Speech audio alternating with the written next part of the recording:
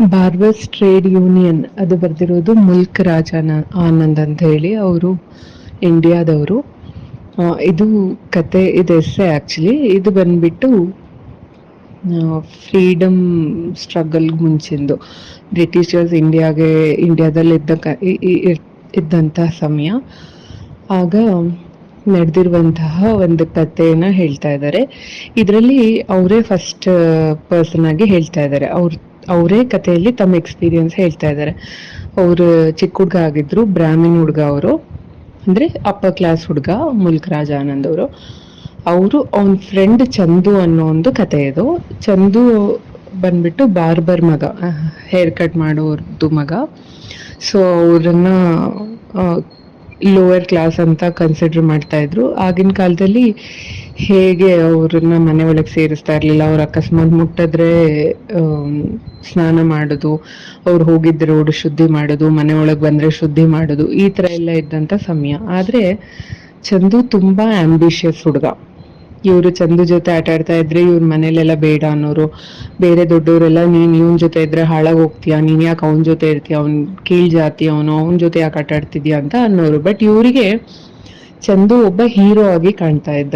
ಎಲ್ಲರೂ ಅದೇ life lead ಮಾಡ್ತಾ ಇದಾರೆ, ಆದ್ರೆ ಚಂದುಲಿ ಹೊಸತನ ಕಾಣ್ತಾ ಇತ್ತು ಇವ್ರಿಗೆ. ಸೊ ಇವ್ರು ಚಂದು ಜೊತೆ ಜಾಸ್ತಿ ಆಟ ಆಡೋರು. ದೊಡ್ಡೋರ್ ಬೈದ್ರು ಸಹ.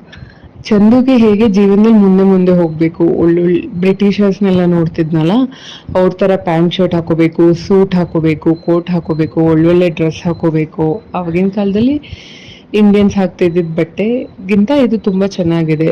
ಹೈಯರ್ ಆಫೀಸರ್ಸ್ಗಳಿಗೆ ಏನ್ ಬೆಲೆ ಸಿಗ್ತಾ ಇತ್ತು ಅದೆಲ್ಲ ನೋಡ್ತಿದ್ದ ಅಲ್ಲ ಅವನು. ಸೊ ತಾನು ಹಾಗಾಗ್ಬೇಕು ಅಂತ ಆಸೆ. ಎಲ್ಲ ಅಣಗ್ಸೋರು, ನೀನ್ ಯಾರ್ ಬಾರ್ಬರ್ ಮಗ ನೀನು, ಆತರ. ಚಂದು ಅವ್ರಮ್ಮ ಇರ್ತಾರೆ. ಅವರಮ್ಮ ತುಂಬಾ ಸಪೋರ್ಟಿವ್. ಬೇರೆ ಕೀಳ್ ಮಟ್ಟದಲ್ಲಿ, ಈ ರೀತಿ ಕೀಳು ಜನದಲ್ಲಿ ಯಾರು ಆಸೆಗಳನ್ನ ಇಟ್ಕೊಂಡಿದ್ರೆ ಪ್ರಾಬಬ್ಲಿ ಅವ್ರ ಮನೆಯವರೇನೆ ಅವನನ್ನ ಹಿಂದಕ್ಕೆ ಎಳಿಯೋರು. ಅದು ತಪ್ಪು, ಹಂಗ್ ಮಾಡ್ಬಾರ್ದು, ಹಂಗ ಆಸೆಗಳು ಇಟ್ಕೋಬಾರ್ದು, ಆತರ. ಆದ್ರೆ ಇವನ ಅಮ್ಮ ಸ್ಪೆಷಲ್. ಇವ್ರಮ್ಮ ಇವನಿಗೆ ಸಪೋರ್ಟ್ ಮಾಡೋರು. ಇಂಥದ್ರಲ್ಲಿ ಚಂದು ಹೇರ್ ಕಟ್ ಮಾಡಿ ಉಳ್ದಿದ್ದ ದುಡ್ಡನ್ನ ಕೂಡಿಟ್ಟು ಶರ್ಟ್, ಪ್ಯಾಂಟ್, ಸೂಟ್ ತಗೊಳ್ತಾನೆ. ಅದನ್ನ ಹಾಕೊಂಡ್ ಬರ್ತಾನೆ. ಊರಿನ ಜನಕ್ಕೆ ಫುಲ್ ಸಿಟ್ಟು ಬಂದ್ಬಿಡುತ್ತೆ. ಇದೇನಿದು, ನಮ್ಗಿಂತ ಚೆನ್ನಾಗ್ ಕಾಣ್ತಾ ಇದ್ದಾನೆ ಇವನ್ ಲೋವರ್ ಕ್ಯಾಸ್ಟ್ ಆಗಿ ಅಂತ ಹೇಳಿ ಅವನಿಗೆ ಬೈದು, ತುಂಬಾ ಡಾಗ್ ಅಂತೆಲ್ಲ ಬೈತಾ ಇರ್ತಾರೆ. ತುಂಬಾ ಬೈದು, ಹೋಗು ಬೇರೆ ಡ್ರೆಸ್ ಹಾಕೊಂಡ್ ಬಾ ಅಂತ ಹೇಳ್ತಾ ಇರ್ತಾರೆ. ಅವನ್ ಕೇಳೋದಿಲ್ಲ. ನೀನ್ ಹಿಂಗ್ ಮಾಡಿದ್ರೆ ನಾವ್ ನಿನ್ನ ಹತ್ರ ಹೇರ್ ಕಟ್ಟೆ ಮಾಡಿಸ್ಕೊಳಲ್ಲ ಅಂತಾರೆ. ಆದ್ರೂ ಚಂದು ಕೇರ್ ಮಾಡಲ್ಲ. ಅವ್ರ ಅಮ್ಮನ ಕಂಪ್ಲೇಂಟ್ ಮಾಡ್ತಾರೆ, ಆದ್ರೂ ಅವ್ನ್ ಕೇರ್ ಮಾಡಲ್ಲ. ಬಿಂದಾಸ್ ಆಗಿ ಹೊಸ ಡ್ರೆಸ್ ಹಾಕೊಂಡು ರೋಡಲ್ಲೆಲ್ಲ ಅವನೇ ರಾಜನ್ ತರ ಓಡಾಡ್ತಾ ಇರ್ತಾನೆ. 2 ದಿನ ಆಗತ್ತೆ, 3 ದಿನ ಆಗತ್ತೆ. ಒಂದ್ ಸ್ವಲ್ಪ ದಿನ ಆದ್ಮೇಲೆ ಊರವ್ರದೆಲ್ಲ ದಾಡಿ ಕೂದ್ಲು ಎಲ್ಲ ದೊಡ್ಡದಾಗಕ್ ಶುರುವಾಗತ್ತೆ ಗಂಡಸ್ರದ್ದು. ಆದ್ರೆ ಅವ್ರು ಚಂದು ಹತ್ರ ಏನು ಮಾಡಿಸ್ಕೊಳಲ್ಲ ಅಂತಿರ್ತಾರೆ. ಕಡೆಗೆ ಅವರೇ ಸೋತು ಚಂದುನ ನೀನ್ ಬೇರೆ ಡ್ರೆಸ್ ಹಾಕೊಂಡು ಬಾ ಅಂತಾರೆ. ಚಂದು ಒಪ್ಕೊಳ್ಳಲ್ಲ. ನಾನು ಇದೇ ಡ್ರೆಸ್ ಹಾಕೊಳ್ಳೋದು, ಈ ತರ ಡ್ರೆಸ್ಸೇ ಹಾಕೊಳ್ಳೋದು ಅಂತಾನೆ. ಆ ಜನಕ್ಕೂ ಸಿಟ್ಟು ಬರುತ್ತೆ, ಅವ್ರಿಗೂ ಈಗೋ ಇರತ್ತಲ್ಲ. ಅವ್ರೇನ್ ಮಾಡ್ತಾರೆ, ನಾವು ಬೇರೆ ಊರಿಂದ ಕರೆಸ್ತೀವಿ ಅಂತ ಬೇರೆ ಊರಿಂದ ಕರೆಸ್ತಾರೆ ಬಾರ್ಬರ್ಸ್ಗಳನ್ನ. ಆದ್ರೆ ಬೇರೆ ಊರ್ನವ್ರು ಚಂದುನ್ ಜೊತೆ ಮಾತಾಡಿ ಅವ್ರಿಗೆ ಅರ್ಥ ಆಗತ್ತೆ ಚಂದು ಮಾಡ್ತಿರೋದೇ ಕರೆಕ್ಟು ಅಂತ ಹೇಳಿ. ಅವ್ರುಗಳು ಕೂಡ ಹೊಟ್ಟೋಗ್ತಾರೆ ಅಥವಾ ಇರ್ತಾರೆ.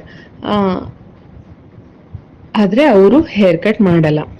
ಸೊ ಚಂದು ಇದು ಅವನ್ ಸೈಕಲ್ ಕಲಿಬೇಕಂತ ಆಸೆ ಇರುತ್ತೆ. ಸೈಕಲ್ ಕಲಿತಾ ಇದ್ದಾಗ ಎಲ್ಲರೂ ಅಣಗಿಸ್ತಾರೆ, ನೀನ್ ಏನಕ್ಕೆ ಸೈಕಲ್ ಕಲಿತೀಯ, ನೀನ್ ಕೀಳ್ ಜಾತಿಯವನು ಅಂತ ಹೇಳ್ತಾ ಇರ್ತಾರೆ. ಬಟ್ ಅವನು ಫಸ್ಟ್ ಸೈಕಲ್ ಕಲಿಯುವಾಗ ಬಿದ್ದಾಗ ಎಲ್ಲ ಜನ ನಗ್ತಾರೆ. ಆದ್ರೂ ಅವ್ನ್ ಹೇಳ್ತಾನೆ, ಕಡೆಗೆ ನಗೋರ್ ಯಾರು ಅಂತ ನೋಡು, ನಾವ ಅವ್ರ ಅಂತ ನೋಡು ಅಂತ ಆಥರಿಗೆ, ಮುಲ್ಕ್ ರಾಜ್ ಆನಂದ್ ಅವ್ರಿಗೆ ಹೇಳ್ತಾರೆ. ಅಂದ್ರೆ ನಾನ್ ಸೈಕಲ್ ಹೊಡಿತೀನಿ, ಈಗ ನಗ್ತಿರೋ ಜನ ಅಳೋಂಗ್ ಮಾಡ್ತೀನಿ, ಅವಾಗ ಕಡೆ ನಗು ನಂದೇ ಇರತ್ತೆ, ಗೆಲುವು ನಂದೇ ಇರತ್ತೆ ಅಂತ ಅವ್ನು ಹೇಳಿರ್ತಾನೆ. ಸೊ ಅವನೊಂದ್ ಪ್ಲಾನ್ ಮಾಡ್ತಾನೆ, ಹಿಂಗ್ ಮನೆಗೆ ಹೋಗಿ ನಾವ್ ಹೇರ್ ಕಟ್ ಮಾಡೋದು, ಅವ್ರ ಆಮೇಲೆ ಮನೆ ಕ್ಲೀನ್ ಮಾಡೋದು, ಈ ರೀತಿ ಅವಮಾನ ಬೇಡ ಅಂತ ಹೇಳಿ ಅವನೊಂದು ಟ್ರೇಡ್ ಯೂನಿಯನ್ ಮಾಡ್ಕೊಂಡು, ಬಾರ್ಬರ್ಸ್ಗಳ್ದು ಟ್ರೇಡ್ ಯೂನಿಯನ್ ಮಾಡ್ಕೊಂಡು, ಜನಾನೇ ನನ್ನ ಅಂಗಡಿಗೆ ಬರ್ಲಿ ಅಂತ ಒಂದ್ ಸೈಕಲ್ ಅಲ್ಲಿ ಒಂದ್ ಶಾಪ್ ತರ ಇಟ್ಕೊಂಡು, ಬೇಕಾದವ್ರು ಇಲ್ಲಿ ಬಂದ್ ಮಾಡಿಸ್ಕೊಂಡ್ ಹೋಗ್ಲಿ, ಇದು ನಮ್ ಜಾಗ ಆಗೋದ್ರಿಂದ ಅವ್ರು ಬಂದವ್ರು ನಾನು ಹೇಳಿದ ರೂಲ್ಸ್ಗೆ ಕೇಳ್ಬೇಕಾಗತ್ತೆ ಅಂತ ಅವನು. ಸೊ ಇದು ಇಂಡಿಯಾದ ಮೊದಲ ಟ್ರೇಡ್ ಯೂನಿಯನ್. ಅವನಿಗೆ ಗೊತ್ತಿಲ್ಲದೆ ಅವನು ಯಾವ ರೀತಿ ಕ್ರಾಂತಿ ಮಾಡ್ದ ಅಂತ ಈ ಕಥೆಯಲ್ಲಿ